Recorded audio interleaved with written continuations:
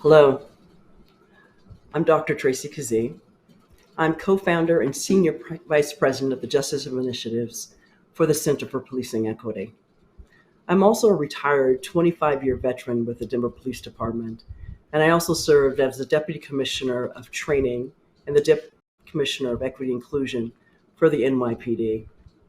I'm proud to join the People's Filibuster with people of all walks of life across the country to ask you, our lawmakers, to do the right thing. We have a moral and ethical responsibility to protect our communities and our families, to protect our children from gun violence. According to the CDC, guns were the leading cause of death among children and teens in 2020, and accounting for more deaths than COVID or car crashes and even cancer. This is unacceptable and entirely preventable. The fact is, states with stronger gun laws have lower rates of gun violence, and community violence interventions have been proven to reduce gun violence. Harm reduction is the most effective when approached from a care-first perspective. Public safety systems best serve the community when they're built on the foundation of service investment. At the Center for Policing Equity, we work to dismantle systems that perpetuate harm. The work is done through the collaboration with and the elevation of community voices.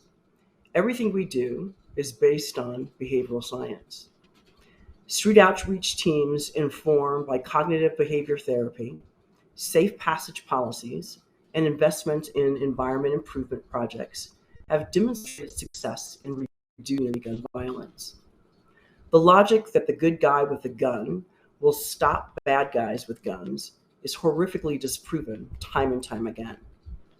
The tragedy in Uvalde, Texas, is only one of the more recent demonstrations of that fact. In the weeks since, there have been talk of arming teachers and the use of school resource officers in an effort to reduce gun violence in schools. However, as I mentioned, data is our truth at CPE, and there is no empirical support for the idea that the school resource officer programs prevent school shootings. In fact, these propositions would wildly decrease school safety, threaten education equity, and increases the likelihood that students will be criminalized for minor and developmentally normal misbehavior. 10 days before the Robb Elementary School shooting in Uvalde, 10 Black shoppers were massacred in the Top supermarket in Buffalo, New York, in a violent and racist act by supremacists with an assault rifle.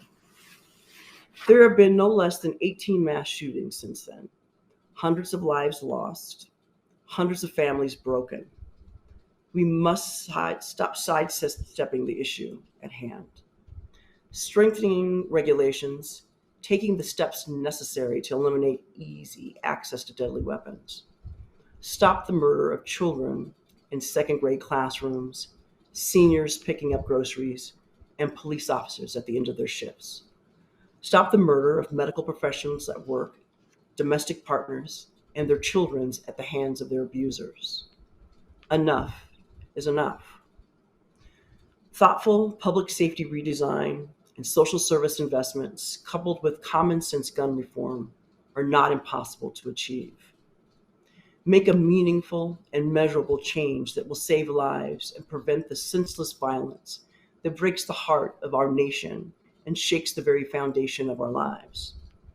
Pass gun reform legislation now. It is beyond time for action.